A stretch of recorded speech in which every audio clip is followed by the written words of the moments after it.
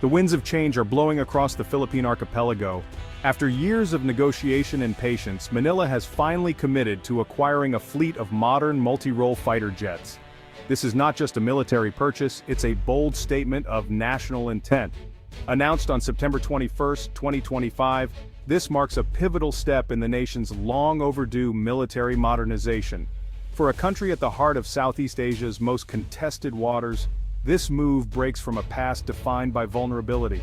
The roar of new engines will soon replace decades of silence in the Philippine Air Force's top-tier capabilities. This acquisition is the crown jewel of the Horizon program, transforming the armed forces from internal security to credible external defense. The new jets fill a glaring gap, finally allowing the Philippines to assert sovereignty and monitor its airspace.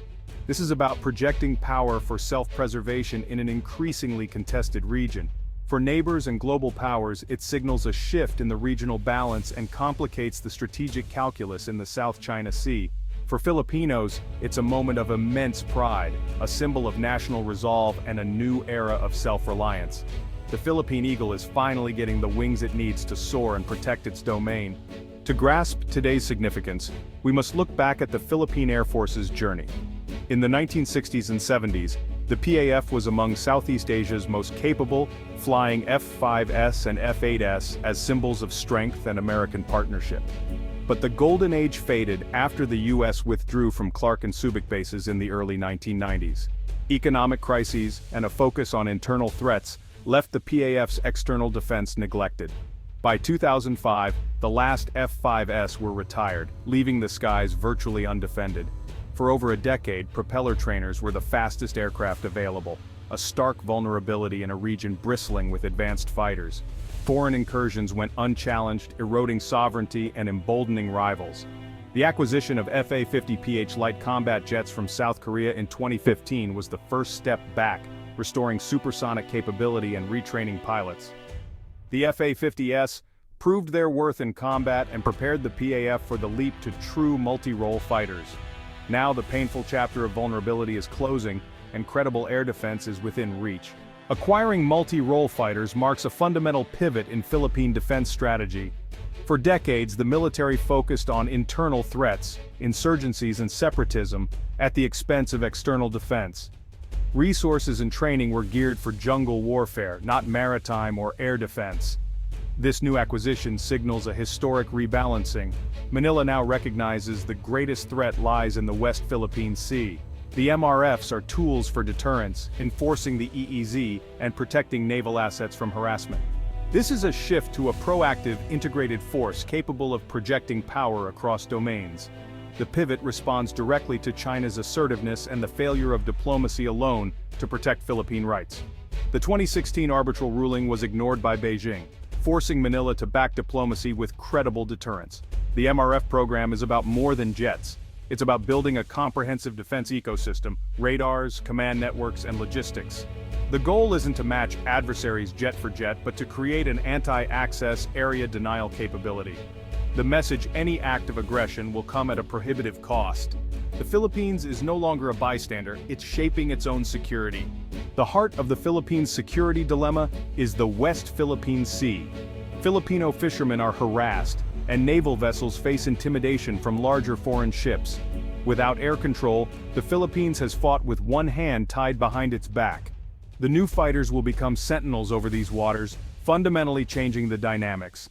Now, a flight of MRFs can be scrambled to support Coast Guard vessels, their presence alone deterring escalation. These jets provide real-time intelligence, surveillance, and reconnaissance, sweeping vast areas quickly. They can track illicit vessels and monitor military activities, enhancing maritime domain awareness. Patrolling the skies asserts sovereignty and enforces international law. The fighters are a tangible symbol of state authority and a constant reminder that the Philippines is present and ready. For Filipinos and the world, these jets over the West Philippine Sea signal a nation defending its interests. Acquiring new fighters was a complex process, with formidable contenders vying for the contract. The final showdown: America's F-16 Viper versus Sweden's Saab JAS-39 Gripen. The F-16 offered proven power, deep U.S. interoperability, and a formidable combat record, but at a high cost. For a country with a limited budget, the F-16's lifetime expense was a major concern. The Gripen, designed for affordability and efficiency, could operate from short runways, ideal for the Philippine archipelago. Its advanced electronic warfare and data links made it a smart, cost-effective choice. The decision was between deepening U.S. alliance or pursuing strategic autonomy. The F-16 meant maximum performance and alignment. The Gripen, sustainable deterrence and flexibility. The final choice would shape not just the Air Force but the nation's foreign policy for a generation. The stakes, national security, sovereignty, and the Philippines' place in the region. The Philippines ultimately chose the SABJS-39 Gripen, a shrewd, forward-thinking move. The Gripen fits the nation's geography and budget, prioritizing sustainability and flexibility. Its low operational cost and ease of maintenance make it ideal for a growing Air Force. SAB's technology transfer builds local capacity and self-reliance. The Gripen's ability to operate from short, dispersed runways ensures survivability across the archipelago. Its advanced sensors, electronic warfare, and long-range missiles allow it to punch above its weight. The Gripen is a true multi-role platform, seamlessly switching between combat and reconnaissance. For the Philippines, it's not just a jet. It's a smart, sustainable system maximizing defensive value. The F-16 Viper made a powerful case, rooted in the U.S.-Philippines alliance. Choosing the Viper would have deepened military integration and streamlined joint operations with the U.S. The F-16's advanced radar and vast arsenal offered unmatched strike capability and situational awareness. Acquiring it would have sent a clear geopolitical signal of alignment with Washington, deterring adversaries. But the high costs and reliance on U.S. support posed strategic vulnerabilities for the Philippines. The Gripen, in contrast, offered greater self-reliance and financial sustainability. The decision was not just about hardware but about the nation's long-term strategic vision. The F-16 represented powerful alliance, the Gripen, independent resilience. Manila chose the path that best fit its future. A squadron of modern fighters won't overturn Southeast Asia's military balance overnight. But the arrival of the Gripens alters the regional equation, raising the cost of aggression and forcing rivals to recalculate. The new jets enhance ASEAN's collective security, opening doors for joint training and deeper cooperation. Imagine Filipino, Malaysian, and Vietnamese pilots patrolling together, a united front against coercion. The MRFs act as a catalyst, inspiring other nations to invest in their own defense.